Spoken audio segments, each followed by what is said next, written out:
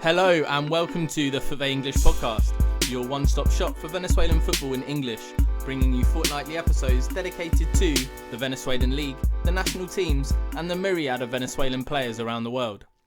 Today I'm joined by Caracas Football Club fan Jorge Fagundez. Is that the correct pronunciation of your surname? Jorge Fagundez. Fagundez. Well, man. And the reason why I'm so excited is because we have a very rare set of circumstances to talk about today. Jorge is one of just two Caracas fans to have attended both away games in the Copa Libertadores so far this season. Firstly, to Paraguay to see Caracas against Libertad, and then to Bolivia against the strongest. And as of today, Jorge has just told me that for the third game against Paranaense, he will again be present. Jorge, as well as yourself, there's one other person who has made that exact same journey. Who is that guy?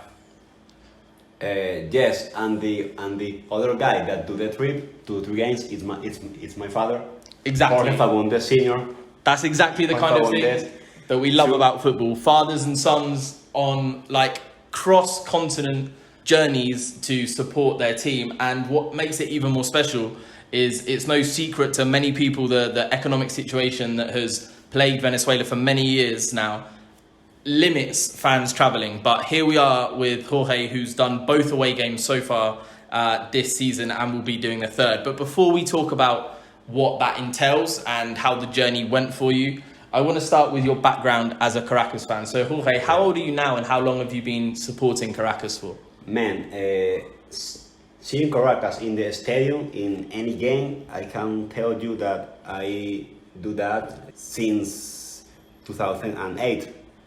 Copa Libertadores of that year, Caracas San Lorenzo was the game that I said, wow, I love this and I want to see this all my life. We won 2-0, goals of Ronald Vargas, my favorite player of all times in Caracas, and Rafael Castellin, the goal scorer top of Caracas.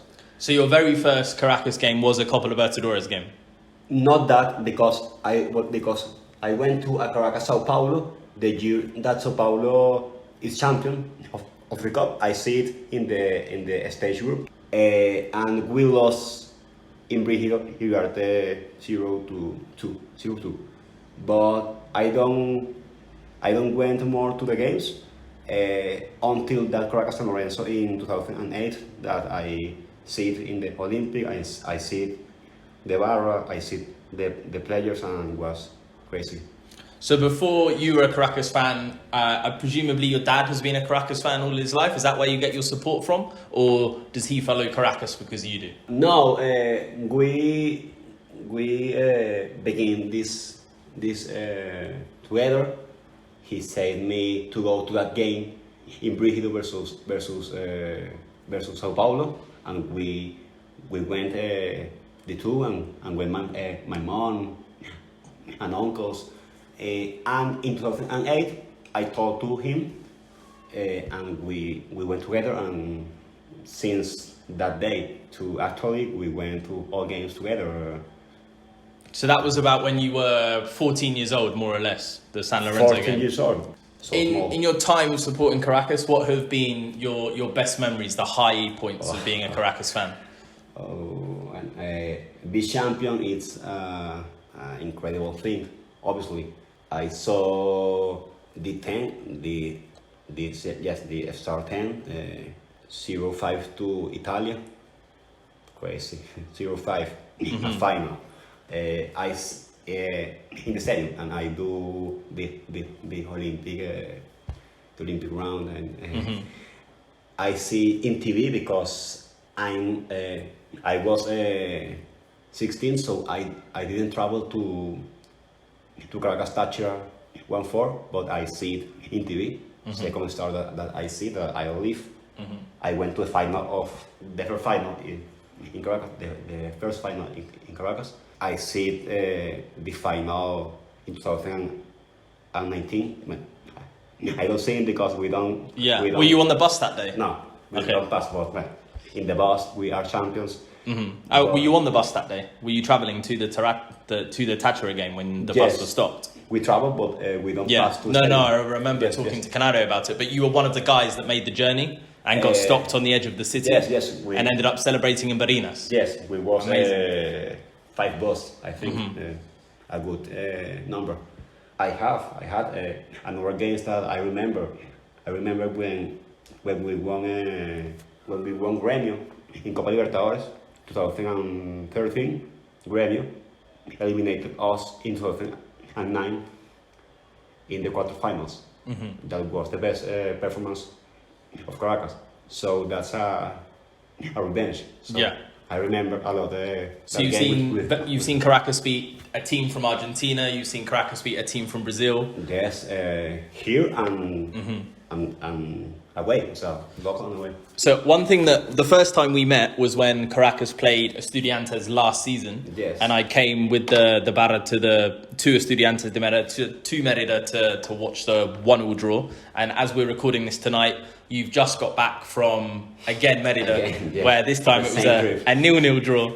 It's a long journey. But when I was with you that day, and obviously we spoke a lot on the bus, one of the things that will always stick with me, and particularly more now you've just made this journey to Libertad, is a situation you were in in 2020. As the world knows, in March 2020, COVID put the entire world into a lockdown essentially, and you got caught up in that lockdown while supporting Caracas.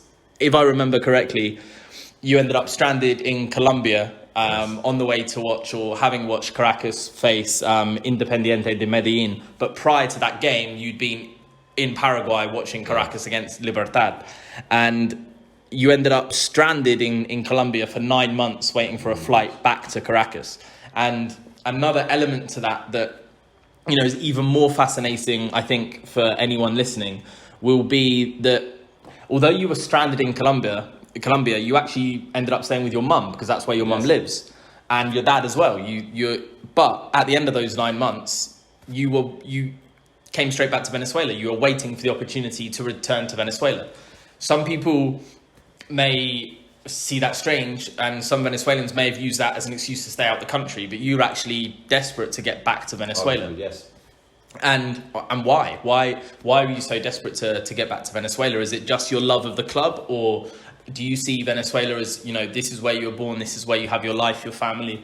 Well, you said, and the thematic of this podcast is that I obviously love Caracas, and this is a reason for I don't want to stay out of Venezuela. Never. It's crazy, but it's real.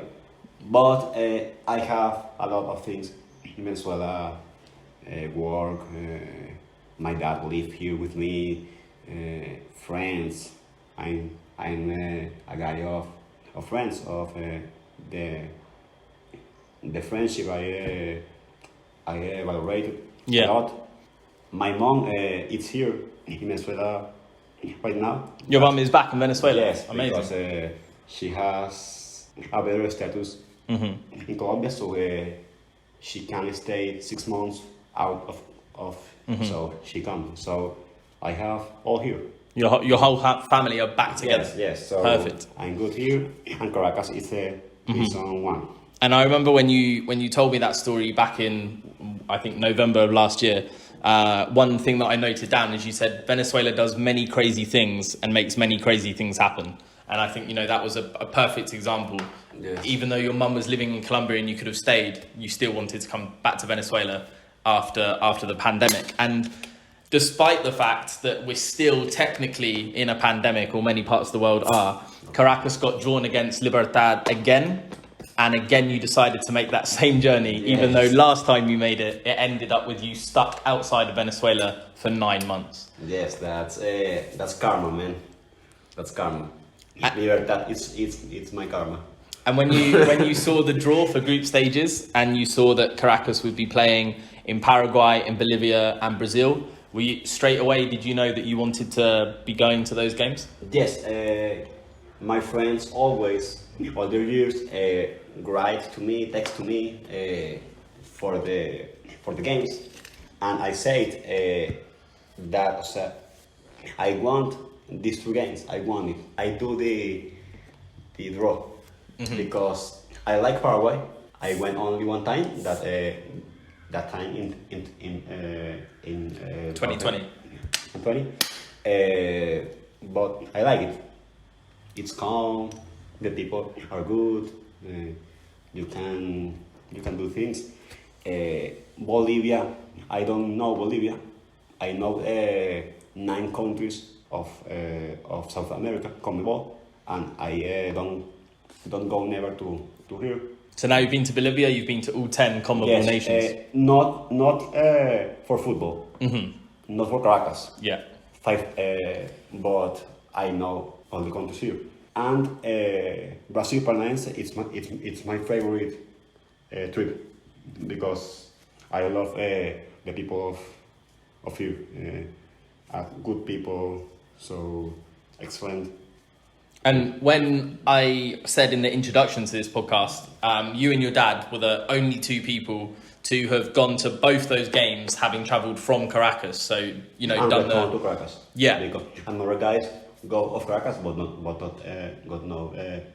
went to Caracas. And it's really interesting not just to speak to somebody that's followed a team away in South America, but undeniably the context and the backdrop to doing that from Venezuela makes it all the more difficult, just because it's unusual. The football culture in Venezuela is arguably smaller than other countries, but also the finances involved and the logistics involved is why so few fans are able to make that trip, because I'm sure without the economic situation, a lot more fans would make the same trip that you and your dad made. Yeah. So tell us about that trip, because when I spoke to you just before the game between Monagas 2 weeks ago, you'd only been back in the country for a matter of hours before you were straight back to the stadium to watch Caracas versus Monagas. On April the 10th, you and your dad left Venezuela for Paraguay. Tell us the journey. How did you get to Paraguay? What did it involve? How long did it take? Okay, it was a large journey. We traveled Caracas, San Cristobal, a Sunday, I think so. A Sunday. The day after the Deportivo La Guaira game. Yes. And you were at that game as well? We played Saturday. We saw the game and we traveled Sunday. San Cristobal, you can do the trip Caracas San Antonio. So you take a car, San Cristobal San Antonio. You can cross the line all the days. It's for your ID. The final number of your ID, you can pass or not. And my dad and me has a different number of ID. So we have to do things with the authorities and pass. You take a car to Cucuta, the airport in that case, and took an airplane to Bogota, Cucuta, Bogota. In Bogota, we have family, so we stay that night with an uncle. The only night that I sleep in a bed in, I don't know, 20 days, 15 days. You were out of Caracas for exactly 20 days from leaving 20 days, yes. From leaving for Libertad game to arriving afterwards. To the next Saturday, 2 weeks later. We took another plane, airport of Bogota, El Dorado, to airport of Asunción, and we have a problem here that for pass to Asunción, you have the yellow fever. Yellow fever vaccine, yes. Or the certificate. Vaccine, yes. And in the page of the country, they said that you need if you are for an endemic country, but not specifically what is the endemic country. So I don't have the vaccine here, but there. So the authorities did a card that said that we can go and we have to get back to Bogota. My mom it's here now, so I have the lucky that I do a call. Please sit so in my bed in my room for the paper. The paper was invalid because are 10 years and they have 14 years, 15 years. But she took a picture and I saw the picture fast. That's good. Dun, dun, dun. So you nearly weren't allowed into the country? Yes. Wow. My father passed because he have 60 years. 60 years. So they don't need at this age. I don't know. Yeah. We don't know it. So it's the same. But well, we passed after a difficult moment. We passed to Asunción for 4 or 5 of the morning, the day of the game. So we stay that day for the game, buy the tickets, do things, now see the city. And the game was in the night, 6:30. And how many Caracas fans were there in total? In total, well, Barras, we was 7. So 7 from the Caracas Barra, so 7 of the hardcore, and then in total? 11, 12, not too much. And the game, well, we lose that game 2-1, and we stayed that night in Asunción. Crazy night. I don't know if this podcast are for that, but no, tell me, I want to know. What was party. What was so crazy about it? Party night. Okay. Disco party. Yes. Any good details you want to share? Nah. So, from Asunción, you travelled directly to Bolivia, or did you have to make a difficult journey there as well? The problem that we have, that the games are away the two, but with a week of difference between the games. So I can come back and go to La Paz because it's too expensive. Yeah. So I stay 10 days in Argentina, Buenos Aires, but 10 days that I have to work in Caracas, so it's a problem. But well, I went to Argentina, stay Friday to Friday, yes, a week. Before that, we do Asunción Formosa in bus, in car. Formosa is the last city between Argentina and Asunción in Argentina side. We stay a night here. I don't know Formosa, cool. And we do a flight to the capital, Buenos Aires. And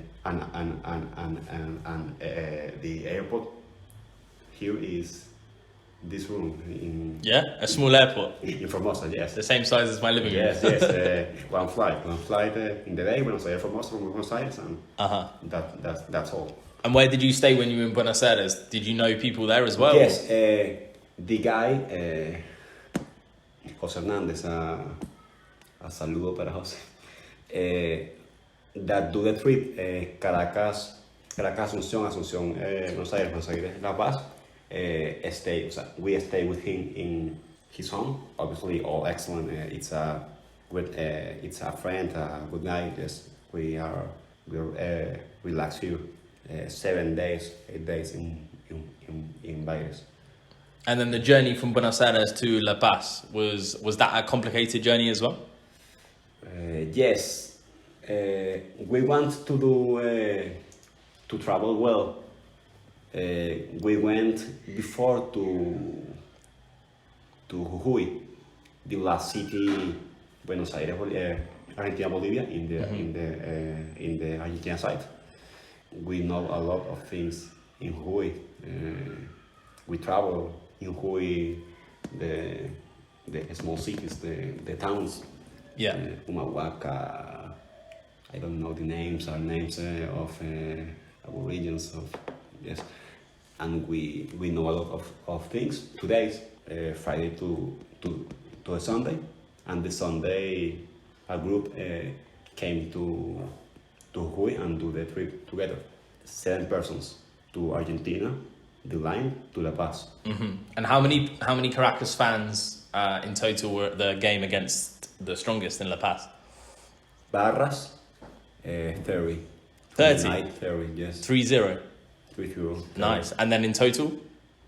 I don't know, because there was a lot of peoples of Venezuela with flags, but we don't know well what kind of people are there. So they may have just been Venezuelans rather than Caracas fans. Yes, and they might be fans of another team of here. Yeah, That's the thing. Yeah. So we don't know. Uh-huh. Very. Yeah. The others, I don't know. Very. Nice. And obviously that was a good result, but also a very late game. Like, it kicked off very late at night. Yes. Gone 10 o'clock. But most importantly, Samson Akinula got an equaliser around 10 minutes from the end. What was it like to... You got the goal against Libertad from Bonsu, but the game finished 2-1. To get an equaliser in La Paz, probably with less than 10 minutes left, probably thinking that you were going to lose, and 2 games on the road without seeing a victory. What was that emotion like? What was that feeling like to celebrate an equaliser at the death in La Paz after, at this point, 2 weeks of travelling around South America following your club? Yes, the goal of Samson, that one, it's a crack, a crazy guy. Samson is crazy, man. You see it in the pitch and it's crazy. That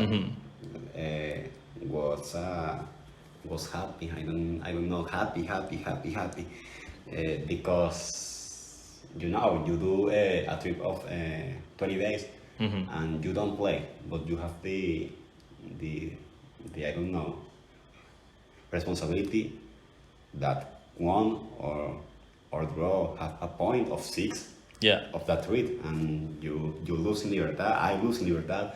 I am losing in La Paz, and Samson do the goal. And was Samson's goal at the end that you were at as fans, or was it at the other end of the stadium? In comparison to where the goal was, where were you in the stands? In the other stand. You were at the other end of the pitch? In both games. For both goals. In Asunción, it's in the other. And the same with Samson's goal. Yes. Okay, that's a shame. It would have been amazing if he was like celebrating right in front of you. We celebrate together the ferry.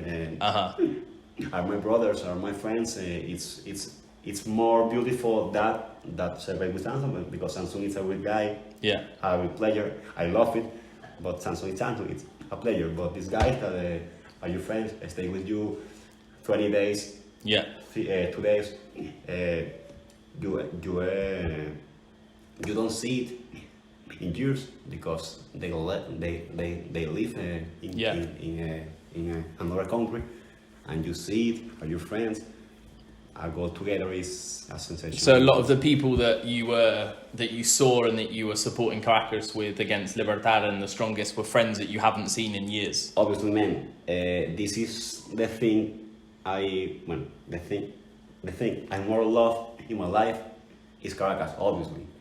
The thing, but the guys that you know here, it's another thing, and are my friends, and I stay 1 year, 2 years with no seat, and you see it 1 day, 2 days. Only that, 1 day, 2 days, but it's But normally after an away game, like for me when I was following Southampton in England, I think the furthest I'd travelled to an away game was perhaps Burnley away. So 7 hours on a train. Okay.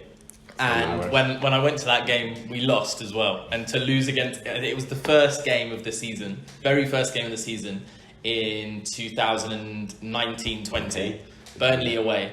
And the night before the game was the night that I knew that I was going to be writing the book about Venezuelan football, because I'd hit my fundraising target. And I hit the target just before midnight, and I stayed up until about 4:30, 5 a.m. in the morning, replying to everyone's message to say thank you. And I was talking to people in Venezuela as well. So obviously Venezuela was 5 hours behind. So people were talking to me at 10 or 11 o'clock for them. But for me, it was 3 a.m.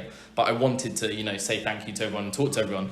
But then I had to get up to go to Saints Burnley. So I had about 2 hours sleep, and then I was straight on the train, and I was drinking with my friends.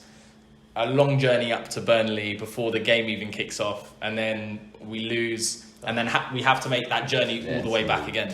It's painful. Obviously, you've got a point in Bolivia, so it's something to celebrate. Obviously. But having to make a journey from Bolivia back to Caracas, that is a long journey to have ahead of you. Yes. With not much to look forward to. How was that journey home in itself?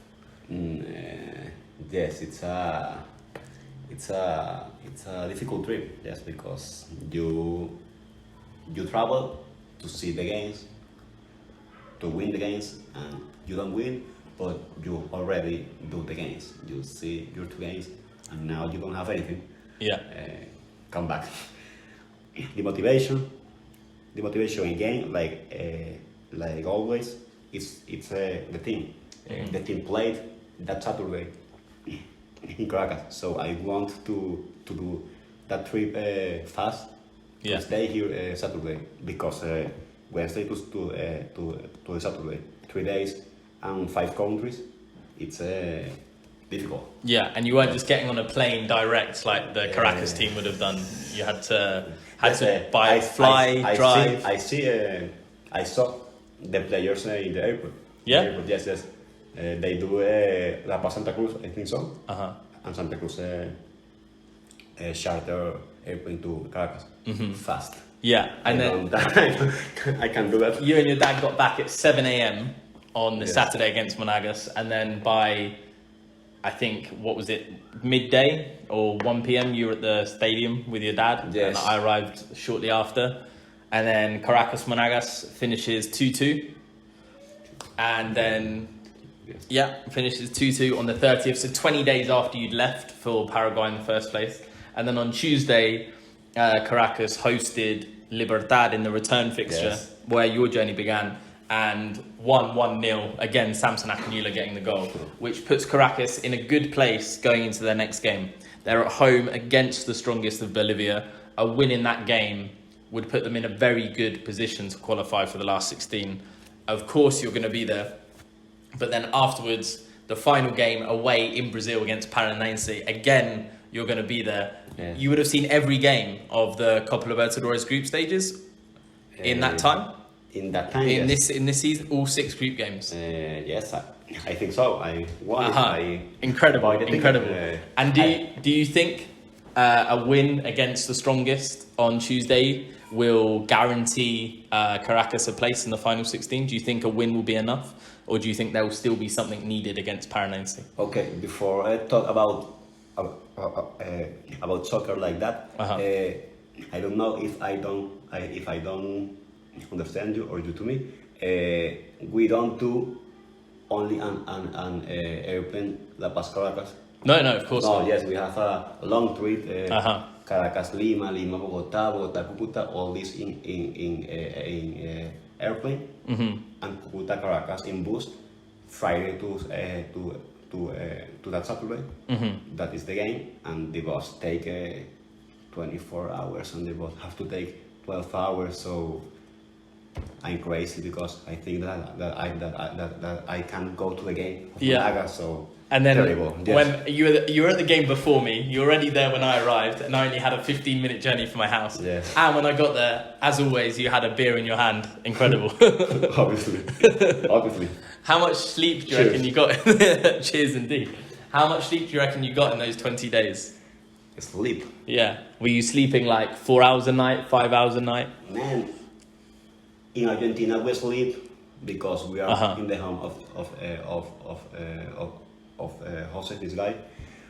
But the other day we sleep in bus, in airplanes, and it's not easy. No, I have a lot of trips. I think in that yesterday. Well, this is later, but in the trip to area, that I don't know how many trips I have.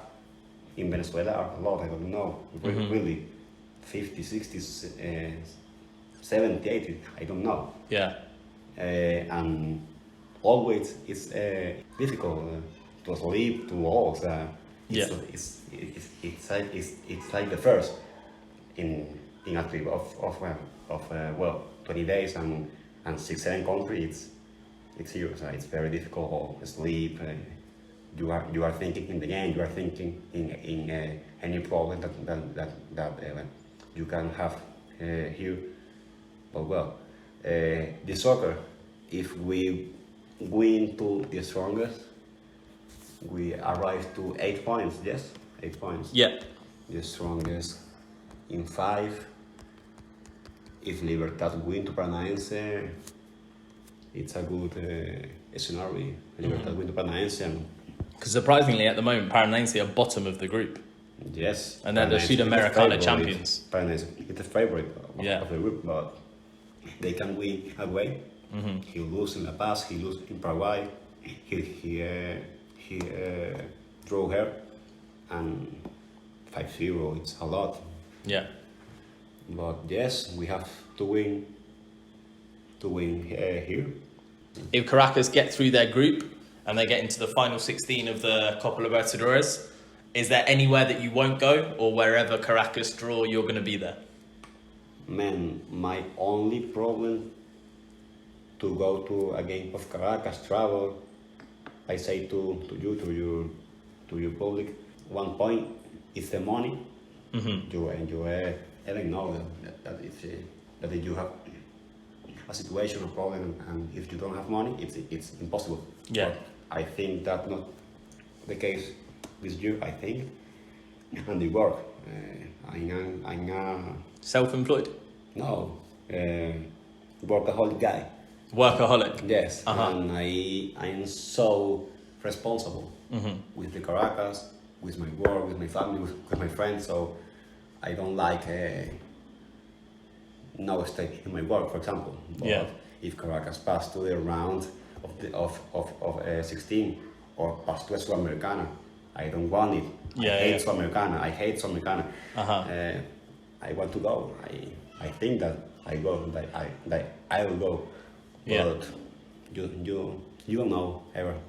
But I want it. Yes. George. Sudamericana 16.